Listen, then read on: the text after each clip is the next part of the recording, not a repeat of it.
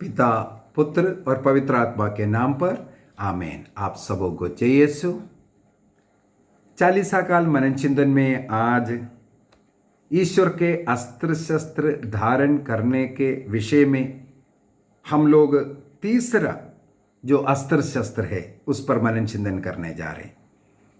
हम लोग 2 दिन पहले सत्य का कमरबंद के विषय में और कल हम लोगों ने धार्मिकता के कवच के विषय में मनन चिंतन किया और आज एफेसियों का पत्र अध्याय 6 वाक्य 15 का शांति सुसमाचार के उत्साह के जूते पहनकर खड़े होने के विषय में लिखा है। एक सिपाही के लिए चल फिरने के लिए, दौड़ने के लिए, लड़ने के लिए उनके जूता बहुत ही महत्व रखते हैं। हम लोग फौज में जब था, हम लोगों को जूता इशू किया जाता है और बीच बीच में उसका इंस्पेक्शन भी होता है वो जूता सही कंडीशन में है कि नहीं। एक सिपाही के पैर में सही जूता, अच्छे जूता पहना रहना बहुत ही जरूरी है। जब तक अच्छे जूता नहीं है, मजबूत जूता नहीं है, वो स्टेडी मार्च नहीं कर सकता है, उसको बहुत दौड़ना पड़ता है। विशेषकर मुझे याद है जब मैं कमांडो में था, हमें 40-40 किलोमीटर पूरा जो वेपन के साथ हमें दौड़ना पड़ता है, उसके इतना समय के भीतर हमें पहुंचना भी पड़ता है। तो उसको जो अगर जीतना है उतना दूरी 40 किलोमीटर का ये दूरी उतने दिया हुआ समय के अंदर पार करना है, हमारे पैर में सबसे अच्छा फिट जूता पहना हुआ जरूरी है। इसलिए उस दौड़ के पहले हम लोग हमारे बूट को, जूते को सही करके सही फिटिंग वाला जूता पहन करके चलते हैं। तो यहाँ पर संत पौलुस कहते हैं आपके पैरों में उत्साह के जूता होना है। सुसमाचार का, उत्साह का जूता आप पहना हुआ होना चाहिए। अर्थात आपके मन में ईश्वर के इस सुसमाचार को फैलाने का एक उत्साह की जरूरत है। मैं 4-5 दिन पहले ही आप लोगों को उत्साह के विषय में एक क्लास लिया था। किस प्रकार एक व्यक्ति को ईश्वर के प्रति, ईश्वर के वचन के प्रति, ईश्वर के कार्य के प्रति उत्साही रहना है, इस विषय में हम लोगों ने उस दिन मनन चिंतन किया। नबी यिर्मयाह का ग्रंथ अध्याय 48 वाक्य 10 में हम लोगों ने मनन चिंतन किया। धिक्कार उन लोगों को जो ईश्वर के कार्य में शिथिलता प्रकट करता है, अर्थात वो ढीलापन है, उसमें वो जोश नहीं है प्रभु के कार्य के लिए, प्रभु के कर्म करने के लिए उत्साह की कमी। प्रकाशना ग्रंथ में ऐसे व्यक्तियों को ईश्वर ने कुनकुने स्वभाव वाला कहते हैं, जिसे ईश्वर नहीं पसंद करते। हमें चाहिए ईसा मसीह के विषय में संसार को देने का एक उत्साह। सबसे पहले हमें अपना जीवन अन्य लोगों के लिए उदाहरण बनाना है। मुझे देख करके मेरा परिवार सबसे पहले कुछ सीखे। मेरा प्रार्थना, मेरा ईमानदारी, मेरा भक्ति, मेरे सच्चाई पर जीवन जीना, मेरा पवित्रता, मेरा बातचीत, मेरा सब स्वभाव अन्य लोगों के लिए आदर्श बनना है। यदि आप कहीं नौकरी करता है, अन्य लोगों में आप अलग दिखना चाहिए, क्योंकि आप एक ईसाई है। एक ईसाई अन्य लोगों के लिए उदाहरण बनना है। ईसा मसीह संसार में आए, एक क्रांति लेकर के आए।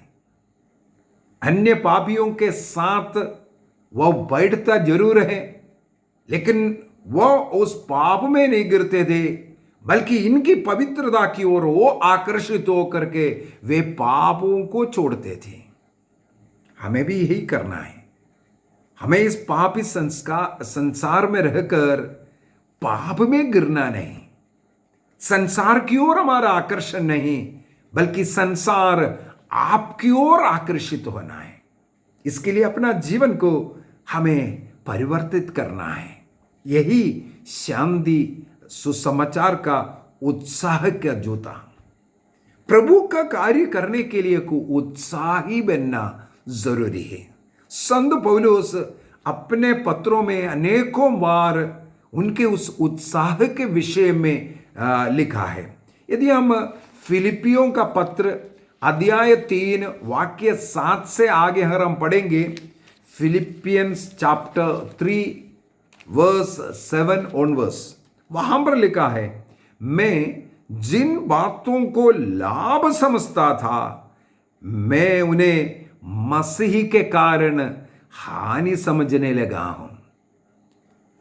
ईसा मसीह को जानने के पहले संसार के कई चीजों को वह लाभ समझता था, लेकिन मसीह को जब से जानने लगा, इस संसार की चीजें, संसार के वस्तुएं, संसार के इज्जत को वो हानि मानने लगे। वाक्य 8 में लिखा है, इतना ही नहीं, मैं प्रभु ईसा मसीह को जानना सर्वश्रेष्ठ लाभ मानता हूं।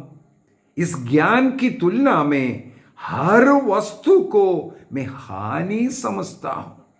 यह मनोभाव सबसे पहले हमें अपनाने की जरूरत है।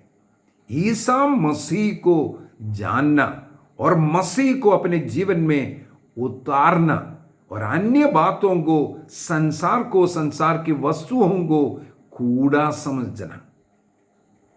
और आगे हम लोग पढ़ते हैं, वाक्य 12 में जाते हैं, मैं ये नहीं कहता कि मैं अब तक ये सब कर चुका हूं या मुझे पूर्णता प्राप्त हो गई है, किंतु मैं आगे बढ़ रहा हूं ताकि वह लक्ष्य मेरे पकड़ में आ जाए जिसके लिए ईसा मसीह ने मुझे अपने अधिकार में ले लिया। ईसा मसीह ने अपने अधिकार में मुझे ले लिया है। मसीह को जानो और मसीह को दूसरों को दो। यह उत्साह का बहुत ही जरूरी है। कुरिन्थियों का दूसरा पत्र उसके अध्याय 12 वाक्य 10 से, 2 Corinthians chapter 12 verse 10, इसलिए मैं बड़ी खुशी से अपनी दुर्बलताओं पर गौरव करूंगा जिससे मसीह का सामर्थ्य मुझ पर छाया रहे।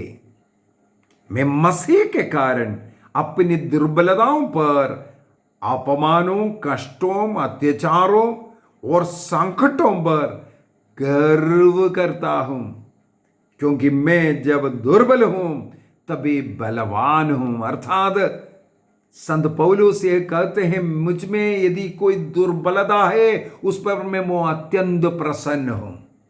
मेरे दुर्बलता के कारण मसीह मेरा शक्ति बन करके आता है। उस मसीह से शक्ति प्राप्त कर संत पौलुस ने अपने जीवन अन्य लोगों के लिए दिया।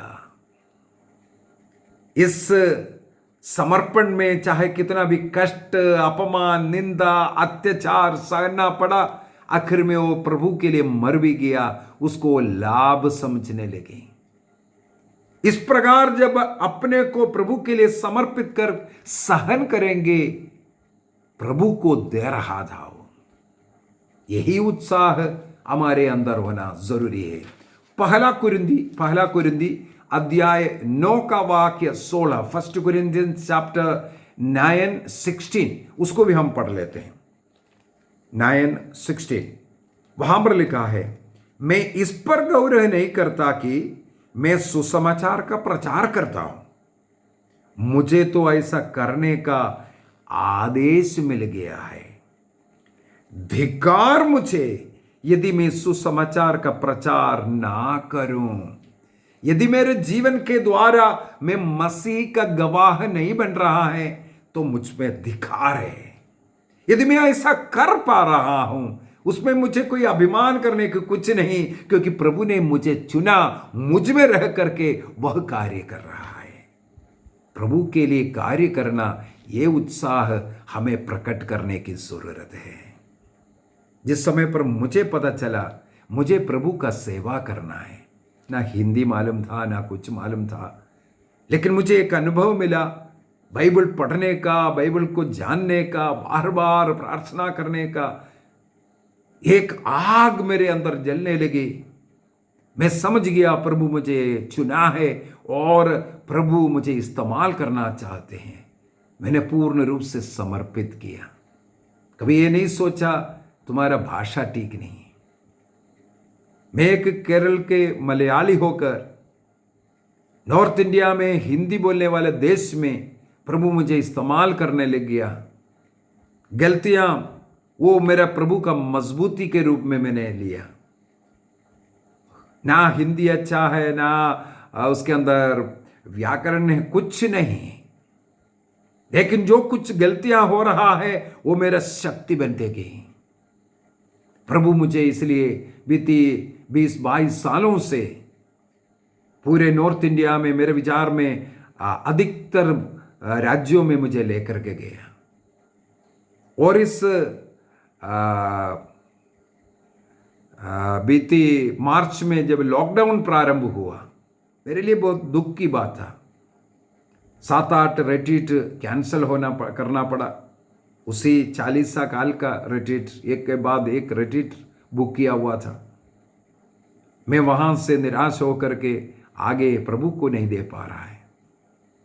तब प्रभु ने मन में प्रेरणा दिया, ये यूट्यूब में क्लास लो, जो वचन लोगों को सुनाना है, क्योंकि वो उत्साह, शांति सुसमाचार के उत्साह के वो जूता मेरे पैरों में, वो मुझे बैठने नहीं दे रहा था। मुझे यूट्यूब भी नहीं था, मैं कभी देखता ही नहीं था। कहीं से किसी ने बता करके दिया, ऐसा ऐसा करो अंकल, ऐसा ऐसा करो। मैंने धीरे धीरे उसमें टॉक लेना शुरू किया। आज मुझे बड़े खुशी है, हर रोज छोटा छोटा ऐसा वचन डालने का एक मौका मिल रहा है। हजारों लोग इससे लाभान्वित हो रहा है। अनेकों लोग मुझे रोज फोन करके भी बता रहा है, उनके कई लोगों का जीवन बदल रहा है करके बोल रहे हैं। यदि मैं चुपचाप एक जगह पर बैठे रहूं, अरे लॉकडाउन है, इतना कष्ट उठाने की क्या जरूरत है, ये सब सोचने से हजारों लोगों को जो लाभ मिल रहा है नहीं मिलेगा। हमें प्रभु को देने के एक उत्साह की जरूरत है। मैं अन्य लोगों से यही आग्रह करता हूं। कई लोग बोलते हैं हाँ हम भी करना चाहते हैं। ये जो वचन यदि आपको अच्छा लग रहा है, आपको बस इतना ही है, आपके पास जितना व्हाट्सएप ग्रुप है, फेसबुक है, इसमें आप जो आपको अच्छा लग रहा है उसको डाल दीजिए, ताकि हजारों लोग आपके जो डाला हुआ जो लिंग है उसके द्वारा इन वचनों को सुनकर के वो भी लाभान्वित होंगे। हमें उत्साह होना है प्रभु का सेवा करने के लिए। अन्य लोग भी वचन सुनकर के उनके जीवन में लाभ मिले। सबसे पहले मुझे संसार की चीजें, अन्य चीजों पर उसको कूड़ा समझ करके, जैसे संत पौलुस ने कहा, मुझे प्रभु को जानना, प्रभु को अपनाना, प्रभु के साथ एक होना, इसके बाद मुझे अपने परिवार में देना, अपने पड़ोसियों में देना, अपने कलीसिया में देना, देश के कोने कोने में देना, सुसमाचार का साक्षी बनना, उत्साह के जूता पहनना, इसके लिए जरूरत है। संत पौलुस कहते हैं समय असमय आपको वचन घोषणा करना, उसके लिए कोई समय नहीं है, उम्र नहीं है। ये नहीं सोचना अभी लॉकडाउन चल रहा है या अभी समय ठीक नहीं है, ये नहीं। समय असमय आपको सुसमाचार को सुनाना है, वचन देना है, आप अपने जीवन का उदाहरण लोगों को देना है। इस प्रकार के एक जीवन जी करके अन्य लोगों को बताना है।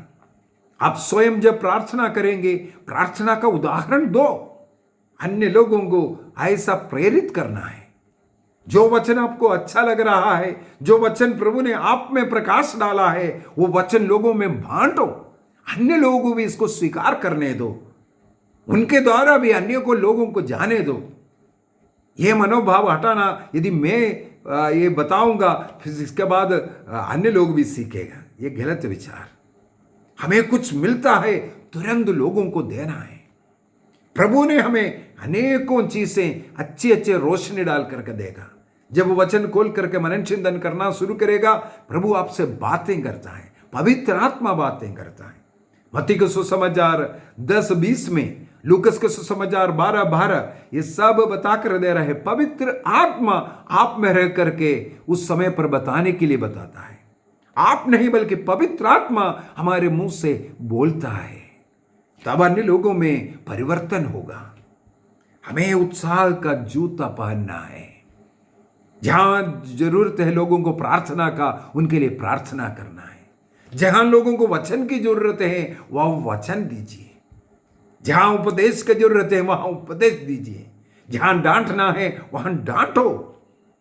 अभी योना को प्रभु ने बुला करके कहा, निनवे जाओ, उन्हें डांटो। हमें उस उत्साह की जरूरत है। जहां डांटना है, डांटने के लिए जाना है। जहां प्यार बांटना है, प्यार बांटने जाना है। इस प्रकार मसीह का संदेश, उस मुक्ति संदेश दुनिया में फैलाना है। उत्साह का जूता पहनिए, हमेशा जाने के लिए तैयार रहिए।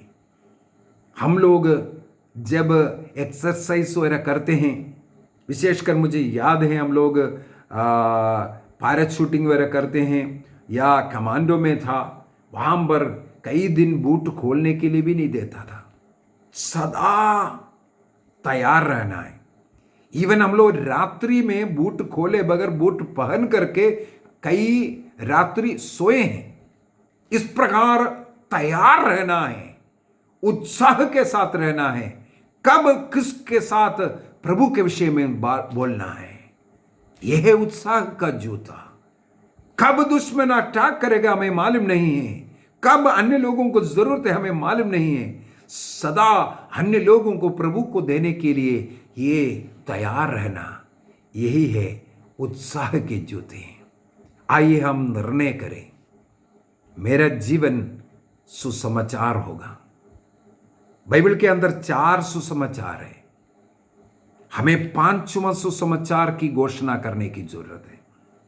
बाइबल में लिखा हुआ 4 सुसमाचार पढ़ करके जब उसके अनुसार जीवन जिएंगे और उदाहरण के तौर पर दूसरों को देंगे, ये 5वां सुसमाचार रहेगा। आज कलीसिया को, आज संसार को 5वां सुसमाचार की जरूरत है। 4 सुसमाचार तो बाइबल में है, 5वां जब तक आप घोषणा नहीं करेंगे, उत्साह उसके लिए नहीं होगा, प्रभु को आप दूसरों को नहीं दे सकता। प्रभु को देने के लिए आइए हम निर्णय करें, मैं उस 5वां सुसमाचार देने के लिए तैयार हूं। मेरे जीवन का उदाहरण 5वां सुसमाचार के रूप में देने के लिए तैयार हूं।